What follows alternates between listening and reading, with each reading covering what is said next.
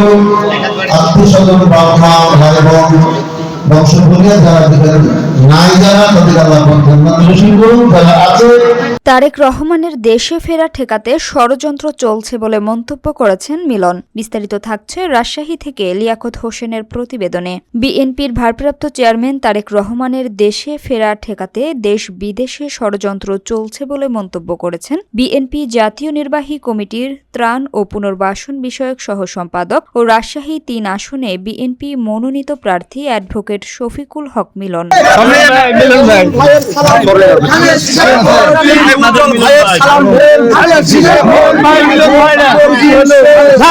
বৃহস্পতিবার পবার দর্শনপাড়া ইউনিয়নে বিএনপি ও অঙ্গ সংগঠনের দোয়া মাহফিলে তিনি বলেন, কোনো ষড়যন্ত্রই তারেক রহমানের দেশে ফেরা ঠেকাতে পারবে না। তিনি নেতাকর্মীদের নির্বাচনী প্রস্তুতি নেয়ার আহ্বান জানান।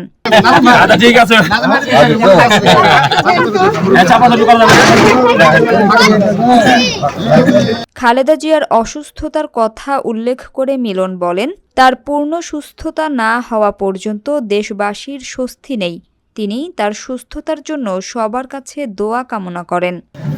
জিয়া রহমান সাহেব কেমন লোক ছিল এটা বলেন? হ্যাঁ, ভালো, হয়তো তো ভালো। আমরা এটা শুনতে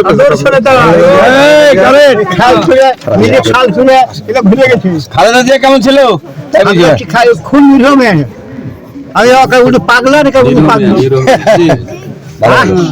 খালি মানুষেরই কাজ করে। অনেক হয়ে গেল, বন্ধ হয়ে গেল, আবার 5 বছর পরে।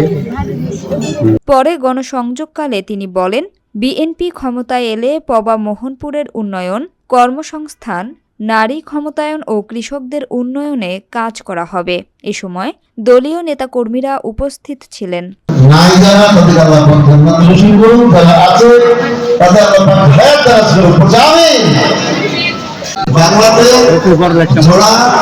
অক্ষর সহকারে সিঙ্গেল এবং জোড়ানো অক্ষর সহকারে যে হাত তুলে দেখাতে দেখেন, খেয়াল করেন।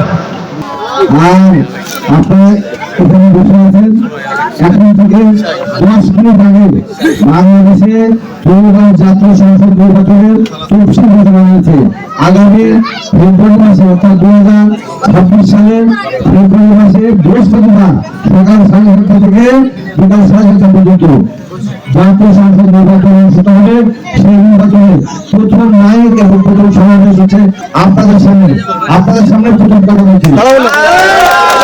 আপনারা আমাদের জন্য, আমাদের অতি সমাজের, আমাদের হচ্ছে 3বারের সাবেক প্রধানমন্ত্রী, যিনি প্রচন্ড অসুস্থ, জীবন মৃত্যু সন্নিকটে আছে, তার জন্য আপনারা দোয়া করবেন। আর খালেদা জিয়ার জন্য দোয়া করবেন। আর খালেদা জিয়ার প্রতীক এদেশের ঐক্যের প্রতীক, এদেশের স্বাধীনতা সার্বভৌমত্বের প্রতীক এবং যারা দেশপ্রেমিক এবং ইসলামী মূল্যবোধ তাদের প্রতীক হচ্ছে ধানের। এই ধানের শীষের হচ্ছে মর্যাদা আপনারা রাখবেন। আপনাদের কাছে আমরা দোয়া চাই, আপনাদের সমর্থন চাই এবং সহযোগিতা চাই। ইনশাআল্লাহ আমরাও আপনাদের সাথে পাশে থেকে সবার জন্য সহযোগিতা করবো। আসসালামু আলাইকুম ওয়া রাহমাতুল্লাহি ওয়া বারাকাতুহু।